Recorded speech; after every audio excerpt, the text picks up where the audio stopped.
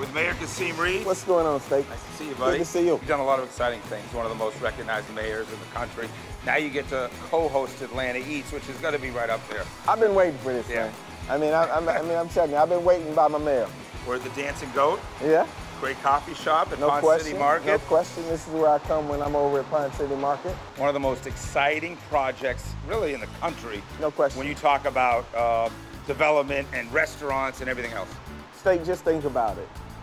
24 months ago, this place was a 2 million square foot abandoned building, an eyesore.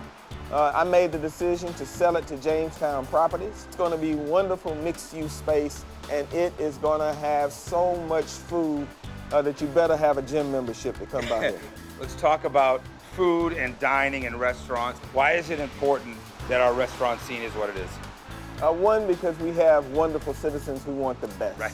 They want a very high quality of life. And then two, because we have 42 million people who come to the city of Atlanta to visit a year, and they want world-class and best-in-class amenities. Just to give you some sense of that, and we're tied with Las Vegas, Nevada. Not many people would know that. Wow. We're tied with Los Angeles, California in terms of the number of people who visit us. But where do we stack up as a restaurant town? I think we're in the top 5 in the United States. I think we're #1 in the Southeast. Because Charleston's coming up, though. Charleston, Yeah, not Charleston enough has restaurants. good food, but Charleston is more seafood based. Right. In Atlanta, you can get every kind of meal. You can get soul food, you can get steakhouses, you can get a Mediterranean flavor, you can get fresh fish flavors. Right. Charleston's primarily seafood, so I like it. We're still better than them. More to come with the mayor. We talk the BeltLine, where to cheat on a diet, and hear about mom's home cooking, all when we come back. Explain to everybody watching what the BeltLine is, though, because not everybody understands the restaurants. BeltLine's amazing. Yeah. It's 22 miles of abandoned rail. And what has happened is that rail runs through about 45 neighborhoods.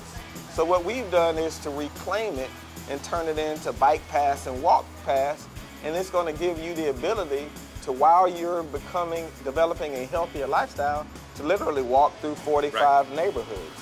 It's also going to help us preserve probably 1,200 acres of green space, because in Atlanta, our ocean really is our trees. Right. We had a night the other night where we had 18,000 people on the Atlanta BeltLine. So the Atlanta BeltLine has taken off. They're not telling me what restaurants are coming in here. It's like top secret right now. Yeah. But we know what's on the BeltLine already. So where are you hanging out on the BeltLine? What spots? I know you love Kevin's place. Oh, yeah, you know? that's my man. You don't smoke cigars, but I smoke cigars. Oh, you do? I do. I know you're so clean. Yeah, everything I like, else. yeah, no, I'm clean. I like Gurkha Beauties, though. Okay, so we're breaking news today. I'm sure I see Ann about to faint because I had acknowledged that I smoke cigars, but I do. I like Gurkha Beauties. So do you sit right there by the tracks at Kevin's place on the BeltLine? No, Kevin's got a table for me. Oh, okay. And so no, I like the table that I have. I get to see the restaurant, and they take just great care of me. And when there's something important, I want Kevin there. It's my favorite restaurants. Next up. Give me a best breakfast spot. The Beautiful on Cascade, and now they have a Gladys Knights chicken and waffles on Cascade. So those two are battling for where I go now. 3 college buddies you're hanging out with. Where are you guys going? Where the 4 are you going? Oh man, I'm going to Bones, I'm going to Rathburn Steak, right? Or I'm going to Kima. That's a men's night out. Yes. What if we're going southern? Depends on what feel they're looking for. Yeah. Well, you know I love Busy Bee. Yeah. If I'm trying to give someone an authentic soul food southern experience, and the folks, Busy Bee, you can feel it. Right. So Great I like energy that about Busy Bee. And if I'm doing fresh seafood, I recently had dinner with the Secretary of Commerce, Penny Pritzker, who's from Chicago, so she knows great restaurants. We went to Kima and had an amazing meal. Yeah, they do amazing. So I'm living it, baby. You do it.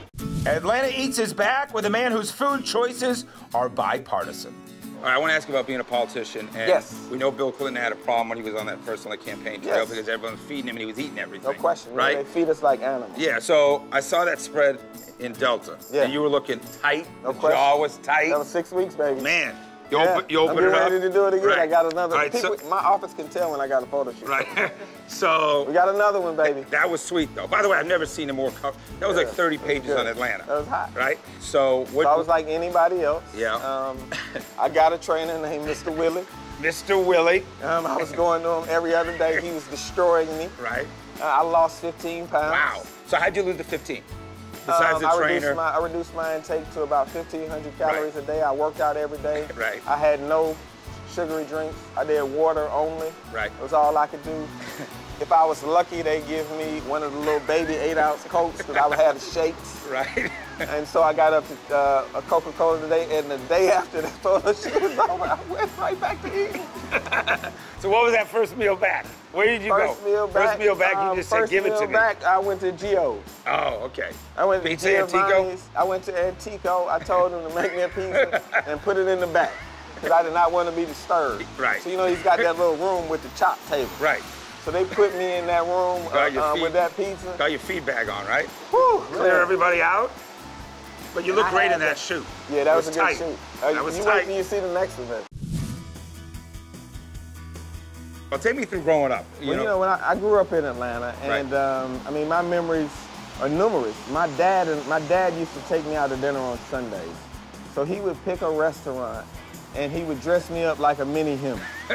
So he would have on a tie, and he used to put ascots on me. True story. That's a good look. Yeah, and so you got pictures of that, by the way? We do. Okay. So when I was growing up, I used to go to Sundial. At that time, we used to go to, what is the Russian place on top of Nikolai's the hill? Roof. Nikolai's Roof was big back then. Right. Pitty Pat's Porch was big Old back school. then.